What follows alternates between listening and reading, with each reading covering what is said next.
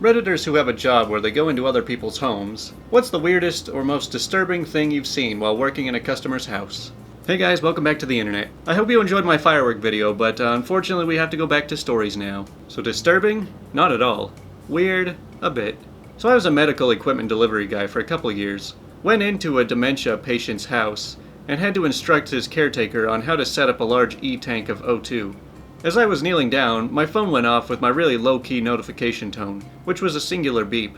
Well, the pet bird nearby seemed to have taken a shine to that noise, and mimicked it perfectly in tone and volume. The caretaker and I looked at one another, with her saying, "I've been here for 6 years and he's never done that before."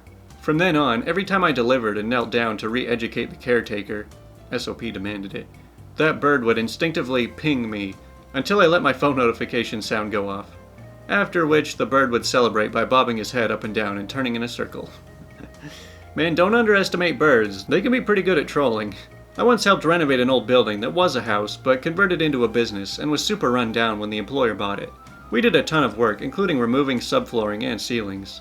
We found a hidden cellar in the back suite, once the kitchen or mudroom. The thing was filled with trash and random odds and ends. There were GI water ration cans dated 1956. In the middle suite, we kept finding spoons in the ceiling as we were taking it down. It was weird, but then we realized that it was where a junkie kept ditching their spoons. Man, some houses have a lot of history in them. Just read a post on another subreddit about a girl with social anxiety who hid under the bed when the plumbers came, and then the plumbers caught her under there, and then she ran and hid in the bathroom until they left. I wonder if those plumbers are on Reddit. I most definitely want to hear their side. Yeah, I mean, there's always the people that have social anxiety when they, go into a public place and they have a hard time, talking to the cashier. So I wonder how bad it can really get when people have, professionals come into their home. I was a firefighter another time in my life. Had a middle-of-the-night call to a mobile home for an elderly lady once. We walk in, and it's dark, but as my eyes start to adjust, I think, oh, that's weird wallpaper. I keep looking around. Huh, it's on the ceiling too. Weird inconsistent patterns and rectangle shapes. Eyes adjust some more while we were talking to her. What the? Are those puzzles? She had hundreds of puzzles that she had glued when completed, and glued them to every surface of her mobile home. Walls, ceiling, living room, bedroom, every square inch covered. Weird, but you do you. Especially in your own home. Certainly not as bad as most in this thread. Yeah, having a lot of free time to yourself can lead to a lot of strange hobbies. So I'm an electrician, and I was troubleshooting a bad outlet in the bathroom of a former NFL player. I was taking all the outlets apart, following them to see if I could trace out the home runs when he comes in and starts talking football. We're in the middle of talking when he just walks over to the toilet and starts taking a dump. I couldn't see him, but there was just a little pony wall between us. He didn't even stop telling his story. It was crazy. I walked out because of the smell. He came out a little later, and it was like nothing ever happened. You know, I've never really been on an athletic team of any kind, but I imagine they get used to being in very close quarters with each other and getting used to just not having a lot of privacy. So I used to deliver oxygen to people's homes. I saw plenty of weird things. Lots of hoarders, but this one took the cake. He didn't want to let us into his house, but I had to do a home safety assessment before I could set up the equipment. He was anxious about letting me in because his house was a mess. He kept telling me about his messy house. Come to find out, it wasn't just messy. It was filled with 200 chickens. He was proud of his show chickens and wouldn't let them live in a barn or coop. The smell was unbearable. Other than that, he was a super nice guy. Man, you could think cat ladies were bad, they got nothing on the chicken guy. Long ago, I did estimates for fire and water damage repairs for a restoration company. This couple had a smallish fire in their bedroom. When I enter the home, it's seemingly normal. Smells like smoke. There was a fire, makes sense. They take me to the bedroom, and it was a mattress that had endured the majority of the fire, along with some of the wall above the head of the bed and smoke damage to the ceiling. Next to each side of the bed are 10-gallon buckets filled to the brim with cigarette butts, and hundreds of spilled over butts all over the floor. I was just in awe of how they could live like this in their bedroom, especially since the rest of their home seemed tidy and normal.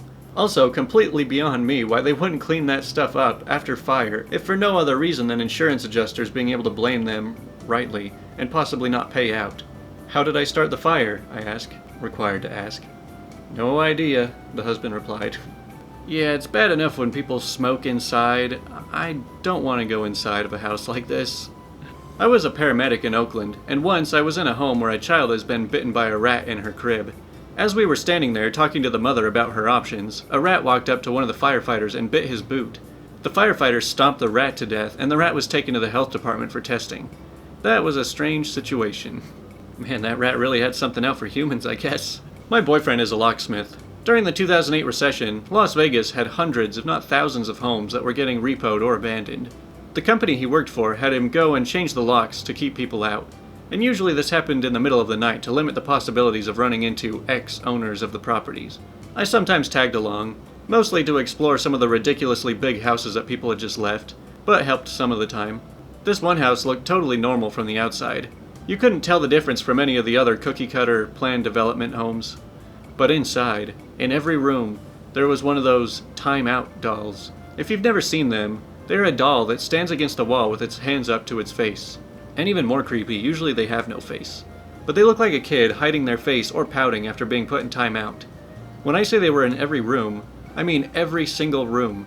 And not just one, but dozens, lining the walls, not laying down, but standing up against every wall of the house. The house's electricity had been shut off, so all we had was flashlights. Walking into each room, it did not get less creepy, seeing doll after doll. He's already afraid of dolls, so it made it much worse. Altogether, we counted 63, but there might have been more. Well, maybe if they hadn't spent all their money on dolls, they could have afforded to keep the house. Man, the type of frivolous spending people do when the economy's good. So I'm a fire alarm inspector, working in a cheap long-term hotel, and knocked on a door where a larger man dressed in essentially a purple bikini opens the door half asleep. I entered to test the smoke detector and tried to keep my eyes off the bed, but I knew I had seen something. I tried not to look, but I did, and there's this big old purple dildo next to the TV remote. The detector then decides to not alarm in a timely fashion, so I'm just staring at the wall, hoping it will alarm so I can get out of the room. You know, there are a lot of jobs out there, and I'm pretty happy to not have most of them. So I used to do flooring, and when we had to get up to the subflooring due to weather damage, underneath it there was a black garbage bag. When I opened said bag, it had a bunch of women's clothes in it. Didn't think anything about it until we dumped it out and found bloody ripped underwear and torn dresses. Told the owner we had forgot some stuff at work and wouldn't be back until tomorrow. Called the police and never went back. The house was soon up for sale a month or so later. Well, I'm not sure what happened there. Food bank delivery to a homebound elders. I always filled 2 banana boxes, around 1.5 feet by 3.5 feet deep, of all types of food and delivered to his house. One time after delivering to him for 3 years, I have to come inside because he hurt his foot. He had never thrown out a single box. They lined every wall and entrance. He built a castle around his bed, and a series of paths through his house. It was like these pillow forts you would make as a kid, but with boxes. I asked him if he wanted to help getting rid of them, and he said no. That it was fun and helped with his dimension. He's super fun. Either this was a typo and he meant to say dementia, or this guy knows something we don't.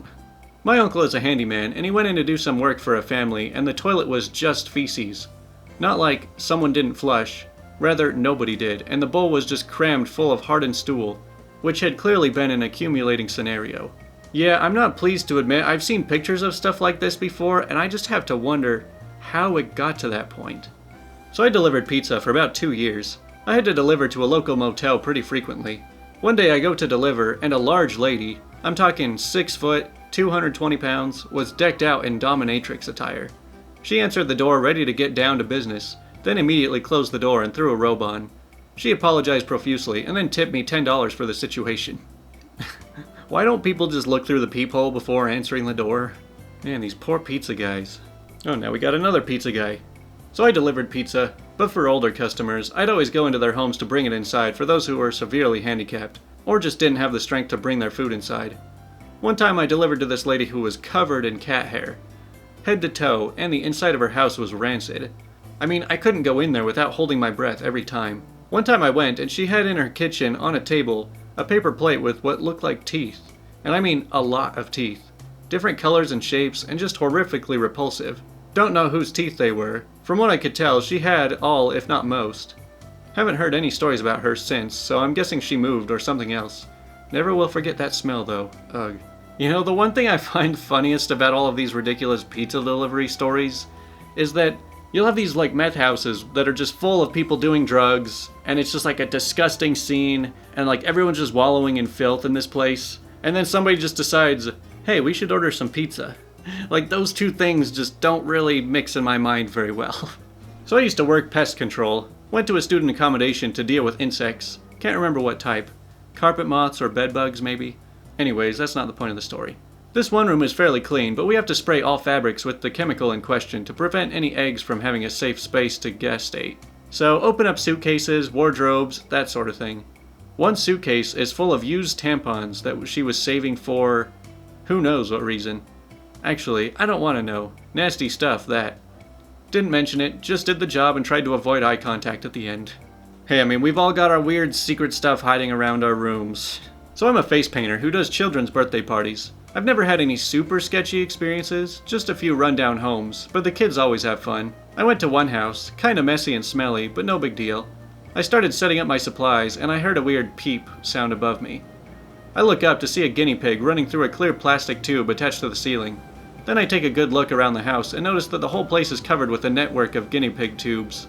The mom noticed me looking around and nonchalantly told me that they have like 10 guinea pigs. Man, there's a lot of weird pet stories in this one, but I'm not surprised. So inspecting an oven, a tenant had complained was smoking. Yep, it definitely was. The tenant thought an oven could be used like an outdoor grill. He'd been cooking meat directly on the oven racks, and all that glorious fat and grease just accumulated in the bottom of the oven, and the little drawer underneath, for months. How he didn't burn down the whole building is beyond me. I also patched a bullet hole in a shared wall/ceiling between apartments. One tenant let his girlfriend play with his loaded gun. She stupidly and accidentally fires into the next door neighbor's apartment.